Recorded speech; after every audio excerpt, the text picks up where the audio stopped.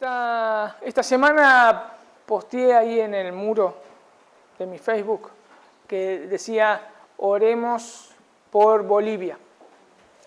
Oremos por Bolivia. Hay algo que no estoy de acuerdo con, porque yo tomé esta información y la posteé. No estoy de acuerdo con muchas cosas de lo que es ACIERA, que es la unidad de pastores evangélicos de Argentina. No estoy de acuerdo en muchas cosas de ellos, pero con esto sí estoy de acuerdo. No sé si se han enterado que en Bolivia se sacó por ley en sí, no poder predicar el evangelio, si no uno va preso. O sea, porque el predicar el evangelio es convencer a una persona de hacer algo que no quiere hacer. Eso es lo que dice esa ley resumida, ¿no? Y eso es, o sea, lo que dice la ley es que si yo hago eso, eso vendría a ser trata de personas. Entonces eso es lo que está pasando hoy en Bolivia. En un primer momento, no lo creía porque la fuente de información no me era muy confiable, por eso no lo posteé antes. Pero viniendo ahora de ACIERA, que decís, bueno, si ellos están preocupados, entonces es verdad. Y sí, es verdad. Ya se terminó la libertad religiosa en Bolivia. En Bolivia. Y realmente viene al caso la carta de Hebreos. Porque esa situación, lo que nuestros hermanos hoy bolivianos están pasando, la carta de Hebreos es algo ideal. Y nosotros deberíamos estar preparados para esta situación, porque en cualquier momento puede suceder acá también. Pero esta carta espero que realmente sea para nosotros de bendición. Y en esta introducción a la carta de los Hebreos vamos a estar viendo 3 puntos. Uno es el trasfondo de la carta a los Hebreos, que podemos ver ahí quién es el autor del libro o de la carta. En segundo lugar, a quién está dirigida la carta, o sea, su audiencia original. En tercer lugar, de lo que es el primer punto del trasfondo, la fecha en que fue escrita aproximadamente. Y el segundo punto es el propósito de la carta. Y que esto lo voy a dividir en 2 subpuntos más, que es el doble propósito que tiene la carta de Hebreos, porque tiene 2 propósitos la carta de Hebreos. Y la última parte va a ser la estructura, cómo estructuró el autor de Hebreos esta carta. Y vamos a tener una conclusión.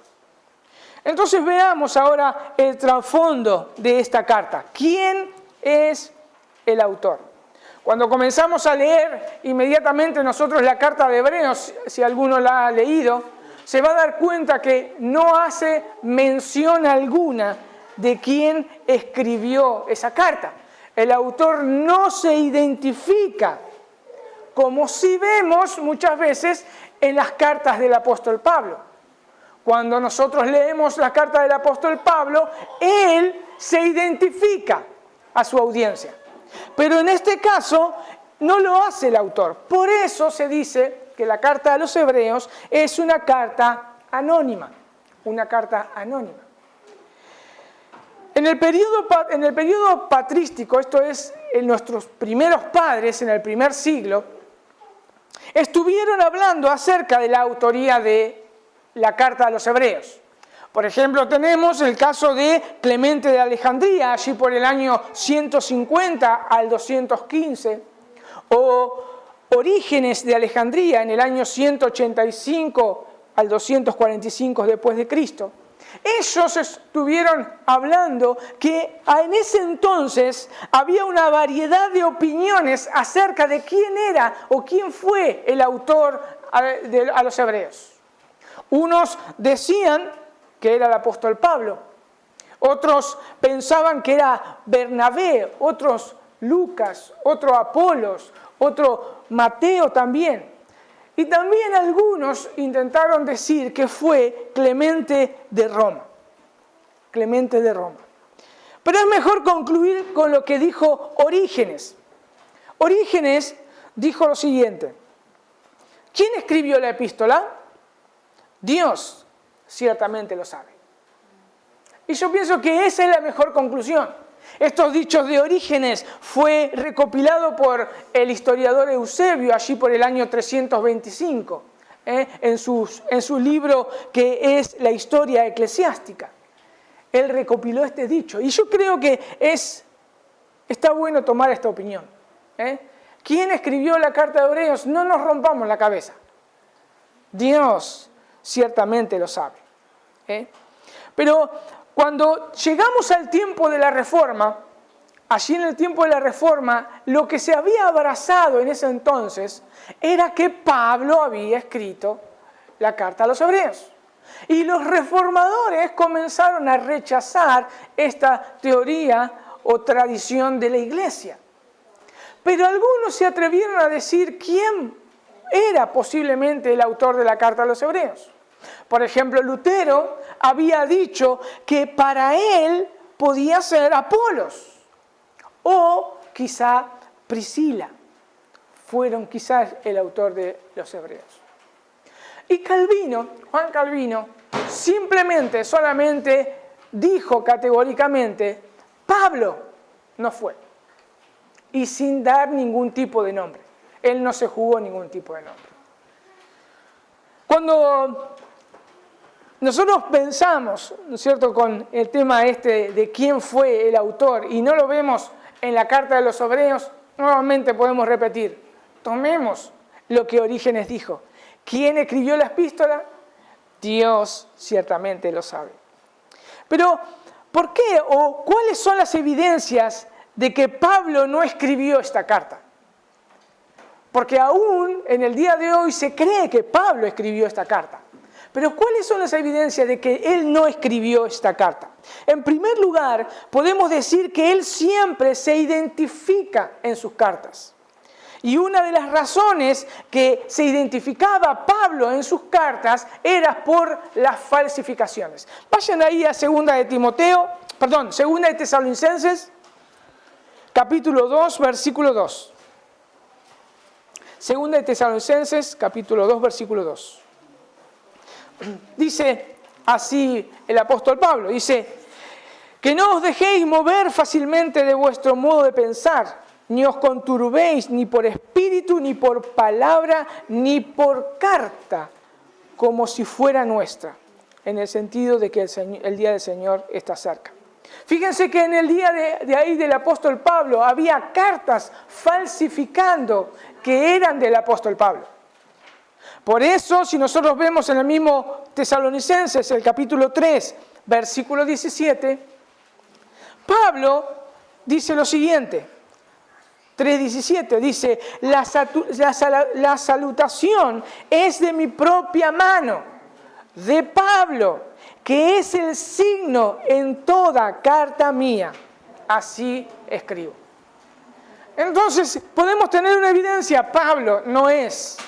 En segundo lugar, hay otra evidencia, que si nosotros leemos las cartas del apóstol Pablo, el tema que aborda el autor de la carta de Hebreos no era algo que recurría el apóstol Pablo. No era uno de los temas que estaba en sus otras cartas. Entonces podemos decir que no era el tema principal de Pablo. Entonces él no ha sido. En tercer lugar, podemos notar, y esto yo creo que es algo más convincente, que el autor que escribe la carta a los Hebreos es de segunda generación, de la segunda generación. Fíjense ahí en Hebreos, lo que el autor de Hebreos dice. La segunda generación es que quiere decir que estuvieron los apóstoles, predicaron el Evangelio y él fue convertido por la predicación de los apóstoles. Hebreos 2:3. Hebreos 2:3. Dice, ¿cómo escaparemos nosotros si descuidamos una salvación tan grande, la cual habiendo sido anunciada primeramente por el Señor, nos fue confirmada por los que la oyeron? La Nueva Versión Internacional lo traduce de esta manera. Esta salvación fue anunciada primeramente por el Señor y los que la oyeron nos la confirmaron. Entonces este autor se está poniendo como alguien que recibió de aquellos que habían escuchado de primera mano del Señor este evangelio. Entonces podemos decir que el autor es de la segunda generación. Entonces, aunque no sabemos quién fue el autor, nosotros sí podemos construir un perfil del autor. Sí podemos construir un perfil del autor. Y vamos a hacer eso. En primer lugar, podemos decir que este autor era un judío helenista. Un judío helenista. Esto es que había sido educado tanto en la cultura judía como en la cultura griega. Esto lo podemos notar. Y es interesante también saber que los eruditos dicen que cuando se lee el texto en griego de la carta de los hebreos, tiene tal sofisticación del griego que es muchísimo, muchísimo mejor que el Evangelio de Lucas, quien fue un académico. Cuando alguien agarra el Evangelio de Lucas en griego, se maravillan los eruditos por la estructura y su lenguaje. Pero mayor aún es la carta a los hebreos. Por eso podemos decir que era un judío helenista. Conocía muy bien el lenguaje griego. En segundo lugar, vemos que tenía un conocimiento del Antiguo Testamento grandísimo. Grandioso cómo manejaba el Antiguo Testamento. Por eso sabemos que es judío también. Porque más o menos aproximadamente, si no es un poco más, 33 veces cita el Antiguo Testamento en sus 13 capítulos de la carta. Así que tenía un alto conocimiento del Antiguo Testamento. En tercer lugar, era un intelectual convencido de que la reflexión teológica iba a hacer que sus oyentes madurasen. Tenía tanta la capacidad teológica este hombre que él pensaba y creía fervientemente que estos hombres y mujeres de la iglesia de Hebreos, de la iglesia de la carta de los Hebreos, tenían que conocer para tener una mayor madurez espiritual. Fíjense ahí Hebreos 5, versículo 13. Yo lo voy a leer de la Biblia, Palabra de Dios para Todos, para que puedan entenderlo mejor. Hebreos 5, versículo 13 al 14. El que se alimenta con leche todavía es un bebé y no sabe cómo reconocer el bien. La comida sólida es para los que han crecido espiritualmente y para aquellos que por la práctica han aprendido la diferencia entre lo bueno y lo malo.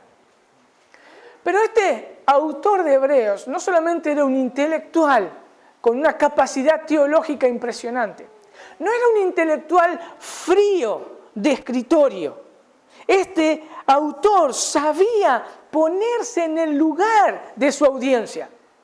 Es más, cuando uno lee la carta de los Hebreos, ve los sentimientos de este autor al respecto cuando escribe estas verdades teológicas. Fíjense ahí en Hebreos 10, 33 al 34. Nuevamente lo voy a leer en la Biblia, Palabra de Dios para Todos. Dice, unas veces se vieron expuestos públicamente al insulto y a la persecución. Otras veces se solidarizaron con los que eran tratados de igual manera. También se compadecieron de los encarcelados y cuando ustedes les confiscaron sus bienes, lo aceptaron con alegría, conscientes de que tenían un patrimonio mejor y más permanente. Vean Hebreos 12, versículo 1 y 2. Y lo voy a leer en este caso con la Biblia de las Américas. Dice, por tanto, dice el autor de Hebreos, por tanto, puesto que tenemos en derredor nuestra tan gran nube de testigos, despojémonos de todo peso y del pecado que tan fácilmente nos envuelve, y corramos con paciencia la carrera que tenemos por delante. Puesto los ojos en Jesús, el autor y consumador de la fe, quien por el gozo puesto delante de él soportó la cruz, menospreciando la vergüenza, y se ha sentado a la diestra del trono de Dios. Entonces, de esta manera sabemos que el autor, no podemos conocer su identidad, no podemos conocer su nombre, quién era, pero sí podemos hacer ese retrato. Como vimos, era un creyente de segunda generación. En segundo lugar, vimos que era un judío helenista y que conocía profundamente el Antiguo Testamento. Y también vimos que era una persona altamente intelectual y sabía cómo usar perfectamente el griego, pero que además no era una intelectual frío, sino que también se sabía poner en el lugar de la audiencia, de aquellas personas que estaban sufriendo. Entonces, conociendo estas características del autor, podemos pasar a nuestro otro punto, que es a quién está dirigida esta carta. Y ahí vamos a empezar a ver la audiencia original. ¿Quién es esta audiencia original? Lo primero que podemos notar al leer Hebreos, y específicamente Hebreos capítulo 13, versículo 19, que el autor estaba familiarizado con estas personas y que estas personas conocían al autor. Lo voy a leer de la versión de la Biblia, de la Nueva Versión Internacional, para que se pueda entender mejor. Hebreos 13, 19. Les ruego encarecidamente que oren para que cuanto antes se me permita estar de nuevo con ustedes.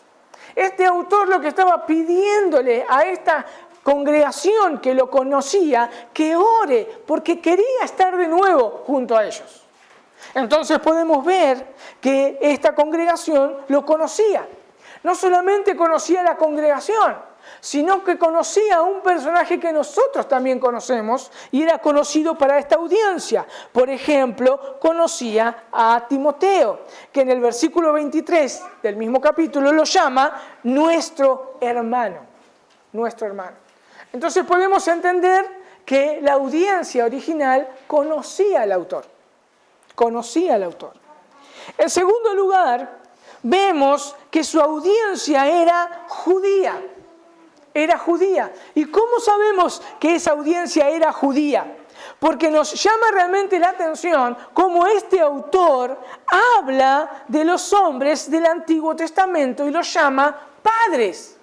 O como lo traduce la Nueva Versión Internacional, nuestros antepasados. Fíjense ahí en Hebreos, capítulo 1, versículo 1. 1:1. Dice, Dios, habiendo hablado hace mucho tiempo, en muchas ocasiones y de muchas maneras a los padres por los profetas. Esto era común entre los judíos, hablar de los antepasados como padres. Por eso podemos decir que esta audiencia era judía.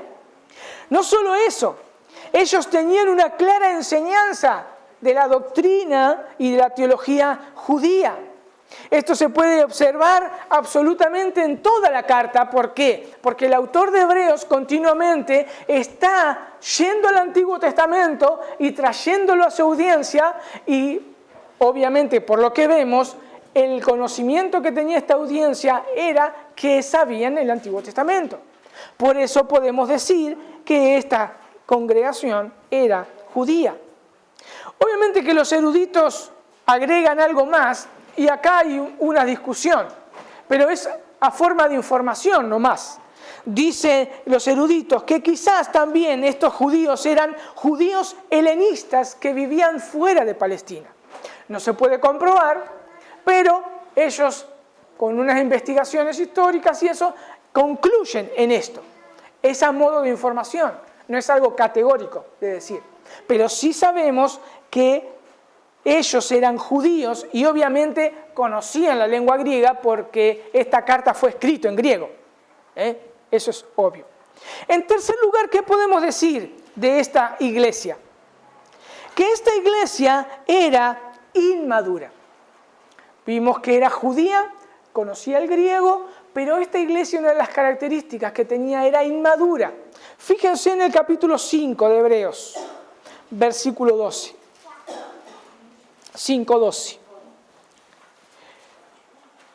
Dice, porque debiendo ser ya maestros, después de tanto tiempo, tenéis necesidad que se os vuelva a enseñar cuáles son los primeros rudimientos de la palabra de Dios. Y habéis llegado a ser tales que tenéis necesidad de leche y no de alimento sólido. Para entender este pasaje, este punto que va el autor, hay que comprender un poco la cultura judía. En la cultura judía se esperaba que los adultos, tanto hombres como mujeres, pero especialmente los hombres, se esperaba que cuando ellos cumplían cierta edad, aprendan bien el Antiguo Testamento y sean capaces de explicarlo y enseñarlos a otros. Eso es lo que se esperaba. Podemos ver el caso, que no lo vamos a leer para aquellos que están anotando, Lucas 4:16, Hechos 13:15 y 1 de Timoteo 4:13. En Lucas 4:16, nosotros si nos acordamos, cuando el Señor Jesús se levanta para leer la profecía de Isaías, la lee y como antes se hacía, no es que se paraban acá en un púlpito y explicaban, sino que volvían a sentarse. ¿Y qué dice el texto? Que todos los ojos estaban puestos en él, esperando que explique lo que había leído. Entonces, como estos cristianos del primer siglo adoptaron costumbres judías como esta, se esperaba para el creyente que debía ser algo natural, que estos creyentes que ya hacía mucho tiempo que estaban en la iglesia, tenían que haber sido ya maestros, maduros, conociendo la palabra de Dios y pudiendo enseñarlas a otros. En cuarto lugar, una de las características de esta iglesia era que estaba sufriendo persecución. Persecución. Vimos que eran judíos, helenistas, era inmaduro y sobre todas las cosas ahora estaban pasando persecución. Recordemos que las dos persecuciones que sufrieron los cristianos fue una, el emperador que fue por el emperador Claudio, allí aproximadamente por el año 49 más o menos después de Cristo, que fue cuando expulsó a tanto judíos como cristianos, expulsó absolutamente todo. Cuando nosotros leemos la carta de los Hechos, podemos ver a Priscila y Aquila, que ellos fueron los que también sufrieron esa persecución.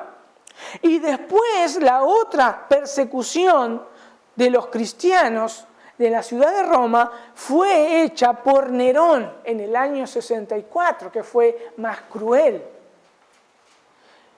Pero esta iglesia en particular no solamente había pasado persecución, sino que estaba pasando persecución y se esperaba más persecución. Eso es lo que estaba sucediendo en esta audiencia original. Estaba pasando persecución e iba a pasar persecuciones aún más severas de las que estaban pasando. Notemos esto en Hebreos 10, 32 al 35. Hebreos 10, 32 al 35. El autor de Hebreos le dice algo interesante. Dice, pero recordad los días pasados. ¿Qué días pasados tenían que recordar esta audiencia? Fíjense lo que le hacía recordar el autor de Hebreos. Cuando después de haber sido iluminados, soportáis una gran lucha de padecimientos. Por una parte, siendo hecho un espectáculo público en oprobios y aflicciones. Y por otra, siendo compañeros de los que eran tratados así. Porque tuvisteis compasión de los prisioneros y aceptasteis con gozo el despojo de vuestros bienes, sabiendo que tenéis por vosotros mismos un mejor y más duradera posesión. Por tanto, le dice el autor de Hebreos, no desechéis vuestra confianza, la cual tenéis gran recompensa. El autor de Hebreos no solamente le dice que traigan a la memoria lo que ellos habían pasado, esa persecución pasada, que nosotros como seres humanos lo primero que queremos hacer es olvidarnos de los problemas, olvidarnos de los sufrimientos pasados. Y este autor le dice, no se olviden, tráiganlo a sus recuerdos, a sus pensamientos. ¿Por qué le dice eso? Porque es interesante el versículo 35, porque dice, por tanto no desechéis vuestra confianza, para hacerles acordar que tuvieron confianza. Esa palabra confianza es valentía, valor, en gran manera, en gran medida. Y esa valentía tenía una recompensa. Por eso el autor de Hebreos dice, no se olviden, tráigalo a sus mentes. Porque eso tuvo mucho valor. Veamos ahora el presente de esta audiencia. Capítulo 13, versículo 3. Hebreos 13:3. El autor de Hebreos habla y les dice, acordaos de los presos, como si estuvierais presos juntamente con ellos, y de los maltratados, como que también vosotros mismos estáis maltratados. En ese mismo momento había muchos hermanos que estaban siendo maltratados, perseguidos. Y cuando nosotros hablamos de maltratados, no es como a nosotros nos pasa, ay, a mí se me burlan porque soy evangélico en mi trabajo. No, cuando hablamos de maltratos eran torturas crueles. Torturas crueles. Entonces, eso es lo que estaba pasando en el presente esta iglesia. Y por último, el autor les anima a estar preparados para persecuciones mucho más severas. Y pone como ejemplo para que lo imiten a nuestro Señor Jesús, quien pasó muchísimo sufrimiento. Hebreos 12, capítulo 2. Hebreos 12:2. Dice el autor de Hebreos a estos hermanos, dice, puestos los ojos en Jesús, el autor y consumador de la fe, el cual por el gozo puesto delante de él sufrió la cruz, menospreciando el oprobio, y se sentó a la diestra del trono de Dios. Considerad, dice, a aquel que sufrió tal contradicción de pecadores contra sí mismo, para que vuestro ánimo no se canse hasta desmayar. ¿Por qué? Porque no habéis resistido hasta la sangre, combatiendo contra el pecado. Estos hermanos se tenían que preparar porque mayores persecuciones iban a suceder. Pero hay otra característica más en esta iglesia en que no podemos realmente pasar por alto. Que por causa de las persecuciones, muchos estaban apostatando de la fe. Muchos estaban apostatando de la fe. Y fíjense lo que el autor de Hebreos le dice. Hebreos 10, 26. Hebreos 10, 26. Porque si pecáremos voluntariamente después de haber recibido el conocimiento de la verdad, ya no queda más sacrificio por los pecados, sino una horrenda expectación de juicio y de hervor de fuego que ha de devorar a los adversarios.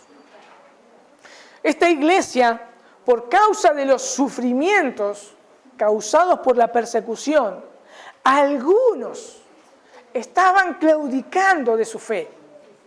Por causa de la persecución y del sufrimiento, muchos estaban dándole la espalda al Señor Jesús. Y la advertencia que nosotros notamos acá, que el autor le hace a su audiencia original, es muy severa. Es muy severa. Porque el hecho que algunos de ellos quisieran renunciar de su fe por causa del dolor del sufrimiento y por causa de evitar ese sufrimiento, Él les dice que iba a ser una horrenda expectación de juicio lo que le esperaba a aquellas personas que renunciaban a su fe. Eso es lo que le estaba diciendo. Y eso es lo que estaba ocurriendo en esta iglesia. Y cuando nosotros vemos esto, nos podemos acordar de la predicación del domingo pasado, cuando Viti hablaba de la parábola del sembrador. Esa semilla que cae entre los pedregales y que su raíz es muy corta.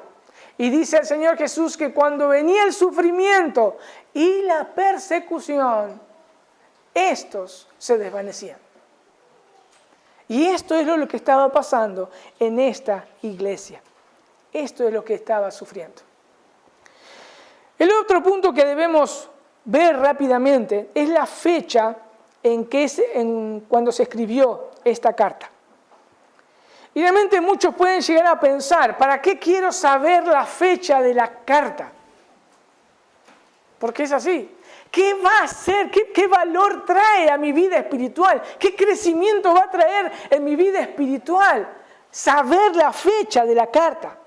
Bueno, déjenme dar mi argumento, por favor. Dice, es necesario saberla, porque esta es una carta, en primer lugar, que se había negado en meterla en el canon bíblico.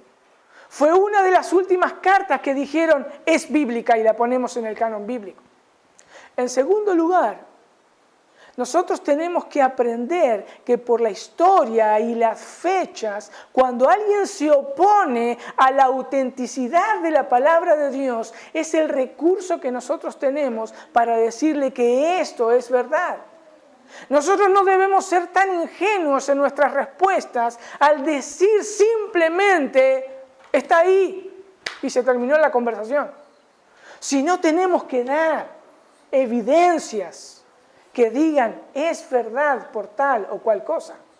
Por eso es importante saber las fechas y la historia de el libro que nosotros conocemos. Ahora sí pasemos a notar entonces la fecha sugerida. ¿Por qué digo fecha sugerida? Porque en la carta no dice cuál fecha fue escrita. En esta fecha fue escrita. Y por eso nosotros tenemos que hacer un poquito de investigación. En primer lugar, nosotros podemos ver que el autor conocía a Timoteo, como habíamos visto, que lo llamó hermano. Fíjense ahí en el capítulo 13, versículo 23. Hebreos 13, 23. Dice, fíjense cómo lo que el autor del libro de Hebreos dice, saber que está en libertad nuestro hermano Timoteo, con el cual si viniere pronto iré a veros. O sea, acá lo que está diciendo el autor, que Timoteo estaba preso. No sabemos el tiempo que estaba preso. Ahora, lo que nosotros sí sabemos que cuando el apóstol Pablo le escribe su segunda carta a Timoteo, desde la prisión, su segunda carta y última carta, porque él fue ejecutado después de escribirle la segunda carta a Timoteo, fue aproximadamente en el año 65. Y para ese entonces Timoteo estaba en libertad. Así que nosotros podemos decir con certeza que esta carta de Hebreos es imposible que haya escrito antes del año 65, porque estaba Pablo y Timoteo estaba en libertad. En segundo lugar, nosotros podemos ver también que el autor utiliza el tiempo presente cuando escribe acerca del sacerdocio y de los sacrificios, dando a entender que el templo de Jerusalén todavía estaba vigente y que los sacrificios y los sacerdotes estaban vigentes. El templo de Jerusalén y Jerusalén fue destruido en el año 70 con el capitán Tito. Entonces nosotros podemos concluir que nunca esta carta de Hebreos pudo haberse escrito después del año 70. Después del año 70. Pero para aquellos escépticos que no quieren este segundo punto, porque hay muchos que refutan este punto, para mí es muy convincente, pero para aquellos que dicen que no, porque los quieren poner, muchos hablan de que fue escrito después de que se escribió el canon y que como va a ser Clemente de Roma o quizá Orígenes o alguno de aquellos por el año 200, 300, muchos dicen que fue escrito Hebreos. Bueno, Clemente de Roma en el año 95 después de Cristo cita la carta a los Hebreos. Entonces es imposible que la carta a los Hebreos haya sido escrita después del año 95. Entonces podemos concluir nosotros que esta carta realmente es del primer siglo y que fue escrita entre el año 66 y 69 después de Cristo.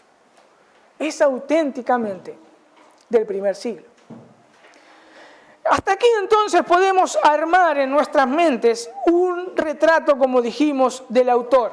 El autor era judío helenista, dijimos que era intelectual, dijimos que era apasionado, quien podía identificarse con el dolor de su congregación o de su audiencia original. A su vez, podemos decir que la audiencia original estaba consolidada por judíos helenistas que manejaban bien el lenguaje griego. También dijimos que estos posiblemente vivieran fuera de Palestina. Por otro lado, vimos también que era una iglesia inmadura, que por no querer aprender verdades teológicas profundas que los llevarían a la madurez. Por último, vimos que era una iglesia que había pasado persecución, que estaba pasando persecución, y que esperaba más persecución, y que también vimos que esta audiencia, por causa de la persecución y el dolor, muchos estaban abandonando la fe. Y con este trasfondo de esta carta, entonces nosotros ahora estamos preparados para ver el propósito de la carta. ¿Por qué el autor de Hebreos escribió esta carta a esta audiencia? Al ver el autor, obviamente el momento que estaban pasando estos hermanos en aquel entonces, escribe esta carta, y esta carta es interesante porque es una carta de exhortación. El mismo autor de Hebreos, fíjense ahí en Hebreos 13:22, el mismo autor de Hebreos describe esta carta de esta manera. Hebreos 13:22. Os ruego, hermanos, que soportéis la palabra de exhortación, pues os he escrito brevemente.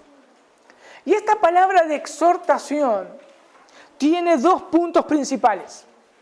En primer lugar, el autor quiere que su audiencia confíe en Cristo, aumente su fe en Cristo y que pueda aferrarse más y más a la persona y a la obra de Cristo, porque Él es algo muchísimo más superior a toda la creación. Ese es el propósito de Hebreos, el primer punto. El segundo propósito de Hebreos es que no eviten la persecución, abrazando nuevamente las enseñanzas judías, que era lo que evitaba la persecución. Abandonar el cristianismo para abrazar nuevamente la religión anterior. Eso es el propósito de la carta. Y lo que hace especial esta carta es que el autor toma el Antiguo Testamento, hace una exégesis perfecta y se los transmite a la iglesia en forma de exhortación, que como nosotros lo conocemos, es en forma de sermón. Esto es lo que la carta de Hebreos es. Es un sermón exegético del Antiguo Testamento para atraer a su audiencia original. Y es interesante porque el autor, cuando escribe la carta, utiliza varias técnicas rabínicas. varias técnicas rabínicas. Obviamente no vamos a estar hablando acerca de cómo se llaman estas técnicas, porque no vienen al caso. Pero estas técnicas son utilizadas para que esta audiencia sea persuadida a seguir perseverando en su Salvador. Estas técnicas, al ser utilizadas por este autor, enfatizan la urgencia que tenía este mensaje. Veamos algunas de estas técnicas. En primer lugar, él utiliza la forma de ruego o imploración. Fíjense ahí en Hebreos 4:14. Hebreos 4:14. Dice el autor de Hebreos, dice, por tanto, teniendo un gran sumo sacerdote que traspasó los cielos, Jesús, el Hijo de Dios, retengamos nuestra profesión. Es una imploración, retengan, miren a Jesús. ¿Quién es? Y retengan, por favor, su profesión. Versículo 16. Nuevamente, un ruego que les dice, acerquémonos, pues confiadamente al trono de gracia para alcanzar misericordia y hallar gracia para el oportuno socorro. La segunda forma que utiliza de estas técnicas son los imperativos, las órdenes que debían obedecer esta audiencia. Vean ahí Hebreos 12:12. Hebreos 12:12. Dice, por lo cual, un imperativo, levanten las manos caídas y las rodillas paralizadas.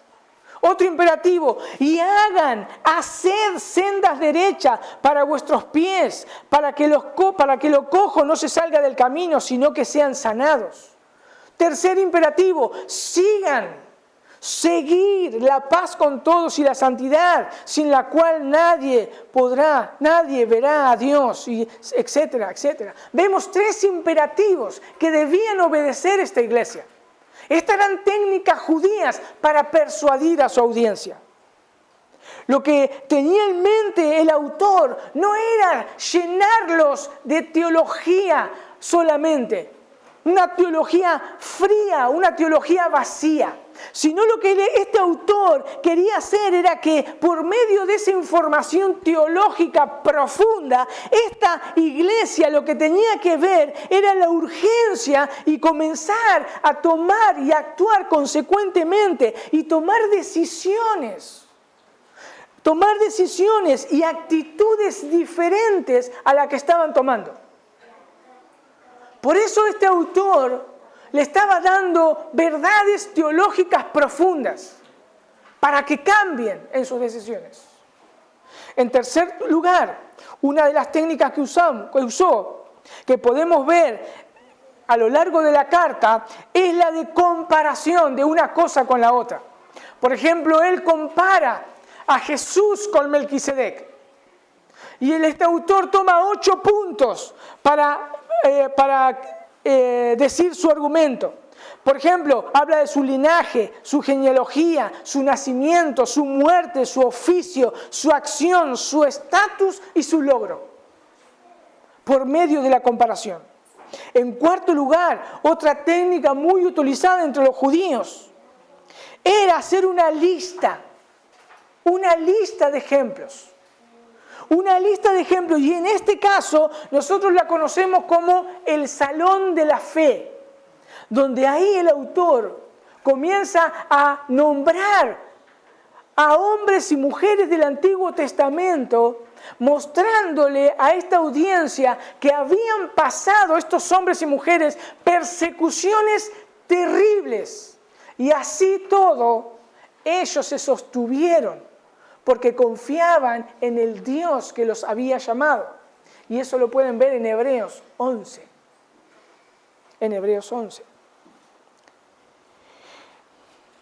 En esta parte de la carta, en Hebreos 11, lo que hace el autor es que su audiencia debía seguir caminando, alentándolos a enfrentar sus sufrimientos, a enfrentar sus sufrimientos, teniendo plena confianza en su Señor.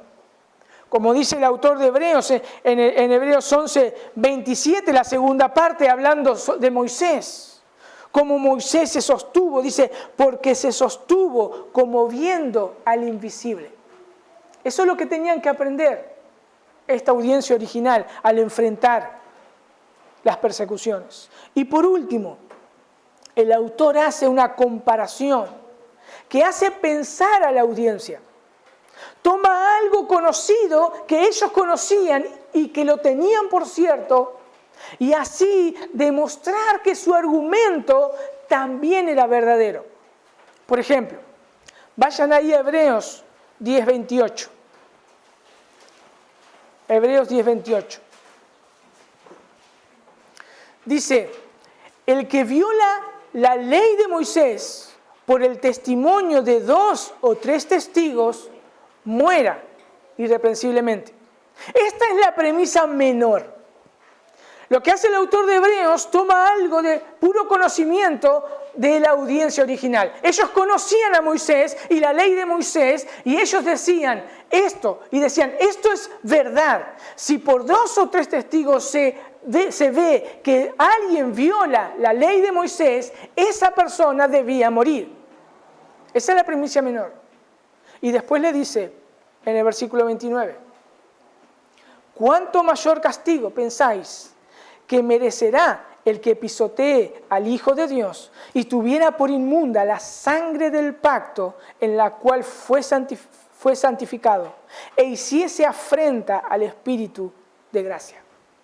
Al tomar eso que conocían y era verdad, está diciendo, miren ahora, esto es aún mayor. Esto es aún mayor. Si el hombre que no obedecía la ley de Moisés merecía morir, el hombre que pisotea la sangre de Cristo merece el infierno. Y una realmente terrible sufrimiento eterno. Ese es el argumento que utiliza el autor de Hebreos. Recordemos que esta iglesia estaba sufriendo persecución y que debido a ello muchos estaban apostatando de la fe. Porque una de las maneras, como habíamos dicho, que las personas para evitar ese sufrimiento era abrazar nuevamente las enseñanzas judías y evitaban el dolor. ¿Cuánto eso nos enseña a nosotros el día de hoy? De acomodarnos a este mundo para no decir que somos cristianos, para evitar muchas veces el desprecio. Y fíjense lo que le dice el autor de Hebreos cuando estas personas querían abrazar nuevamente estas enseñanzas.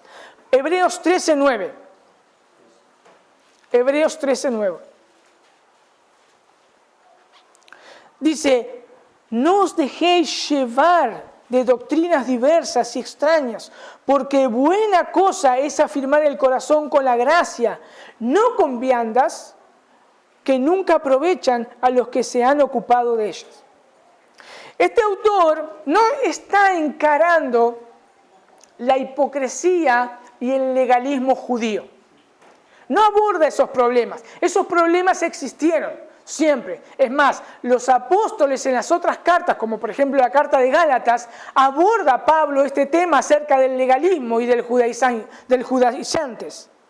Pero este autor habla de otras cosas, de enseñanzas que había dentro de la comunidad judía local. Se habían levantado sectas que enseñaban acerca de comidas, acerca de los ángeles, de Melquisedec y entre otras cosas, que eso lo vamos a estar viendo a medida que vamos a estar viendo y caminando sobre la carta de Hebreos.